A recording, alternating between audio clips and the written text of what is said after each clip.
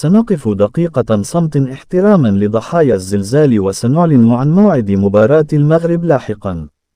قدمت الكونفدرالية الإفريقية لكرة القدم تعازيها للمغرب في ضحايا الزلزال الذي شهدته منطقة الحوز الجمعة، وخلف وفاة 2122 شخصا لحدود الساعة.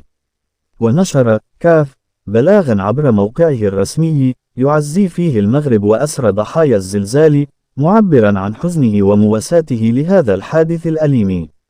وأعلن الاتحاد الوصي عن كرة القدم الإفريقية على أن جميع المباريات التي ستلعب ضمن تصفيات كأس إفريقيا المقررة اليوم الأحد ستشهد الوقوف دقيقة صمت حدادا على أرواح الضحايا. وأكد كاف أيضا أنه سيحدد موعدا جديدا لمباراة المنتخب المغربي وليبيريا التي كان من المتوقع أن تلعب السبت، قبل أن يتم تأجيلها بسبب هذه الفاجعة الأليمة التي هزت المغرب.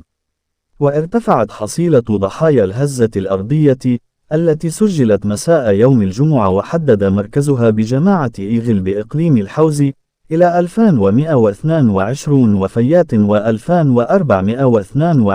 إصابة، من بينها إصابات خطيرة، وذلك حسب حصيلة محينة لوزارة الداخلية إلى حدود الساعة 4 زوالا من يوم 11 شتنبر، وفق بلاغ توصلت هسبريس بنسخة منه.